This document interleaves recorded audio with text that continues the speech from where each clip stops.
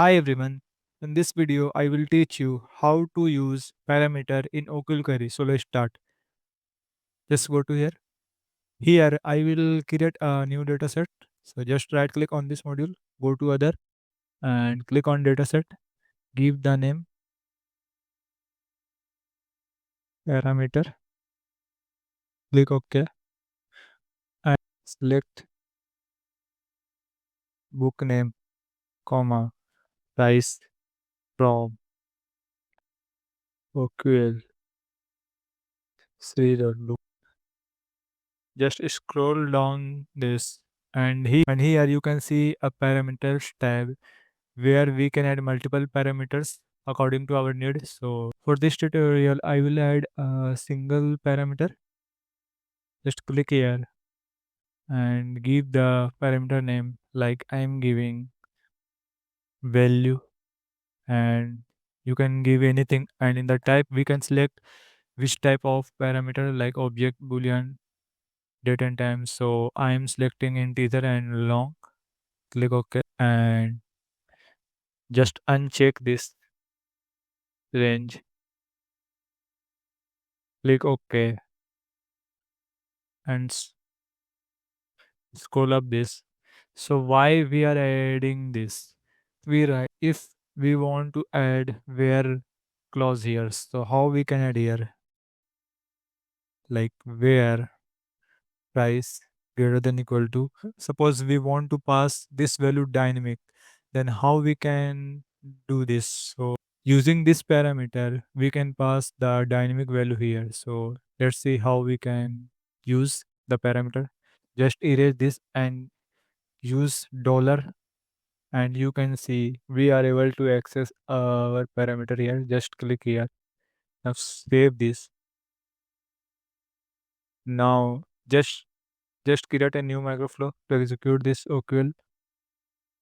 Give the name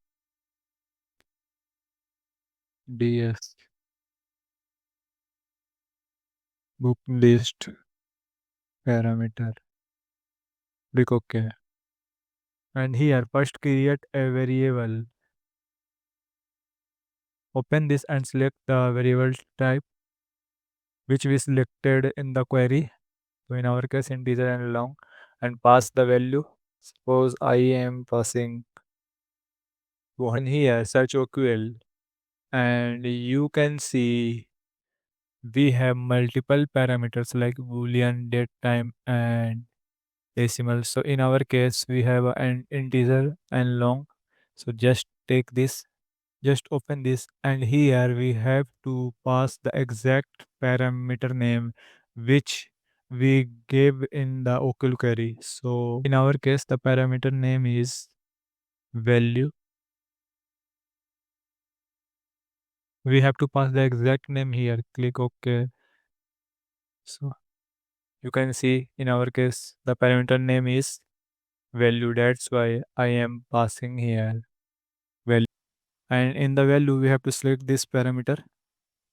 Just select this and click OK. Now here take a OQL statement. This one. Open this and pass this data set here. First write the module name and use dot and then give the data set name. Click OK. And in the return entity, just select this book entity and the offset empty, this empty, and select false. And here give the name book list. Click OK or return this list. Save this. Go to home web page. Here take a data grid. Open this. Go to data source tab and select microflow and select newly created microflow. This one. Click OK. Click yes. No. Now save this. Everything is ready. Run the application. After running successfully, go to browser and you can see we are getting only two objects. Let's go to here. Go to microflow. If we change here something like I am giving 50 run this. Go to here, you can see we are getting 3.